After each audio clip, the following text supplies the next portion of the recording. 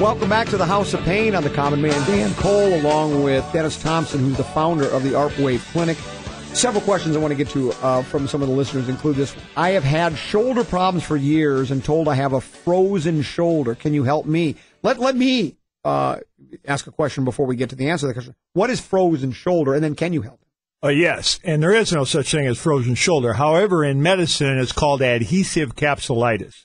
And whenever and Jay's smiling over there because he knows that whenever an orthopod tells me that they've got adhesive capsulitis or a frozen shoulder, my standard answer is there is no such thing. All that's happening is that the muscles have bunched up and splinted around that joint so severely that it restricts motion. And that motion is completely compounded by the fact that it hurts like sin to move. So if it hurts like sin to move, you're not going to move. So it progressively gets worse and worse and worse. With TJ that we just heard from, he used to be able to raise his arm to, say, 20 or 30 degrees. Then it got down to 10 degrees. Then it got down to 5 degrees. Then it got down to where he could not raise his arm. Had you gone on longer, say over the next 5, 6, 10, 15 years, that's exactly where you would have been, Common. Yeah, well, as a matter of fact, I think we've talked about this before. Tom Lehman had the same. He couldn't lift his arm past his waist for the longest time. It just kept getting worse and worse and worse. Absolutely. Here's another question for you. It says, my muscles are always tight. Can you help me? I stretch every day, and I'm a little better, but not where I want to be. You know, we see this an awful lot. And, obviously all of us have been told to stretch. You stretch to be able to perform an athletic activity like tennis or golf or football or whatever it is. Unfortunately, no one ever told you that you can't stretch muscle. So then the question is, what are you stretching? Well, you're stretching tendons and ligaments. And if you look at athletic injuries, you look at workplace injuries, the number one athletic or workplace injury is tendon and ligament. Now, if you really want to know how that works, take a rubber band and stretch it and just pull it apart. 3 things inevitably are going to happen. Number one, the rubber band's going to get longer. So it's going to lose its elasticity. Then it's going to start to fray. Frayed tendon, frayed ligament. And then guess what's going to happen? It's going to tear right in half. And that's really what happens with the tendons and ligaments in the body. So what this individual is telling us is that the nervous system is not sending the appropriate electrical signal to the muscles to allow the opposite muscle to relax while the agonist or the primary muscle is contracting. So again, if your quad is contracting, your hamstring, the back of your quad, should be relaxing. In this individual's case, that's not happening. So what we would do is put the ARP in a relaxation mode, which it's FDA approved to do, and relax that muscle, and now they're no longer going to be stiff and sore. We had a couple of hockey players on, and I can speak from experience myself, where you use the ARP Wave machine for so-called stretching to loosen up. Right. Where I put it just above my butt on each side, and I keep that on there for a very short period of time, 10 seconds. Right. And all of a sudden, it's like I sat at the range and hit a bunch of balls and warmed up without having to go through all that exertion. Exactly. And you were telling me, as I told you, I said, Common, you're going to notice that your width increases and your distance increases. Correct. I mean, we have Bruce Fleischer, who's coming in for the 3M right now, who averaged, after we saw him, he averaged a 35-yard increase in his drives in the British Open, the senior British Open, after he left the 3M. He won the thing.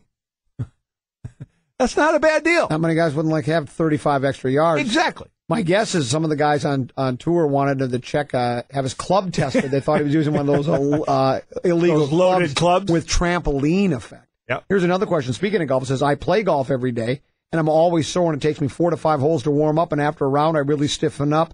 Can you help? That question's not for me, though. It sounds like it could be. I play golf 4 to 5 days a week. Kevin, you're not stiff anymore. I don't stiffen up. And here's the other thing, though, is my response would have been a long time ago, you're just getting old, but you can help this guy. Absolutely. Absolutely. Because all he's saying is that I'm not physiologically prepared to go out and play a round of golf without fatiguing the muscles and having them shorten. Keep in mind, when we fatigue, a muscle shortens. What the ARP does is immediately, and I'm talking within a 16th of a second, relax the muscle and allow it to go to full extension to where you were when you were a child.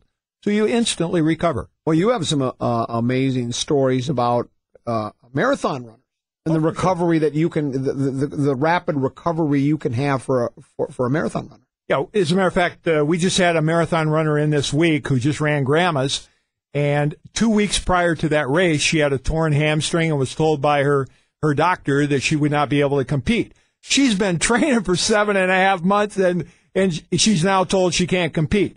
Well, to make a long story short, she came to us. Within 9 days, I had her running again, and she completed the marathon, and she was slightly off of her personal record. Pretty effective stuff. One last question here. It says, I've been told I have a chronic sprained ankle. Can your system help?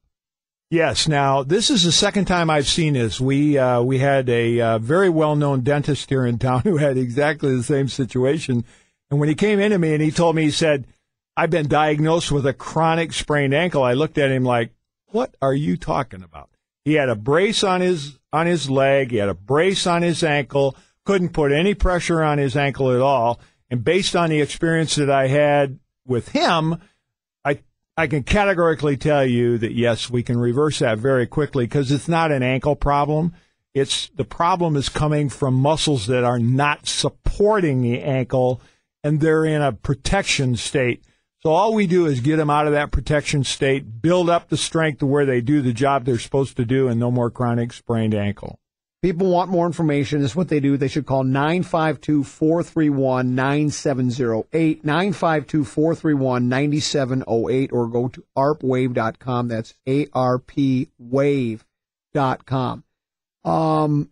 Coming up this week, do you have some in your clinic? Do you already have some people coming in, scheduling? What are some of their problems that they're dealing with this week? Well, we've got a lot of NHL players coming in this week. Jay will be working with many of them, so will I. They range the gamut from, post-Stanley Cup issues to wanting to improve their performance after they get out of that mode of playing hockey for the amount of time that they have. So we'll recover them. I know we have a quadriplegic coming in this week. We have... what will you do for a quadriplegic? Well, the first thing we'd have to do is find out, because keep in mind, when you have an injury, especially a spinal cord injury, typically what is addressed is trying to teach you how to live with the condition. They really aren't too concerned about the injury site, so to speak. The main thing is to try to stimulate the muscles. And the first thing we'll do is find out where the injury happened, identify that. That's our origin, our point of origin. We'll stimulate that, get blood supply into that area, and then we'll determine where the blockage is. Kind of think of it as an electrician looking for an electrical short. We'll try and identify where the electrical shorts are. Once we get rid of those electrical shorts, then we'll start stimulating the muscles at 30,000 contractions per minute, which is equivalent to what it would take you about 3 years to do at a health club. We're going to do that in 1 minute. Right. So now we're continually sending those signals into those muscles. Just because the brain and the nervous system in the individual can't send that signal doesn't mean an external brain can't do it. So we use the ARP as our external brain, send those signals to those muscles, and sooner or later we'll create strength and a new neurological pathway. Fascinating information. If you want more, call 952-431-9708 or go to arpwave.com, arpwave.com. Dennis, again, thanks. I want to thank Jay for coming in as well, and our former military guy from Asheville, North Carolina, TJ. That'll do it for this edition of House of Pain here on The Fan. We'll talk to you next Sunday. You're listening to the House of Pain on AM 1130 KFA in Minneapolis, St. Paul. For more on how ARP Wave Technologies can help you, log on to arpwave.com. This has been the House of Pain on The Fan.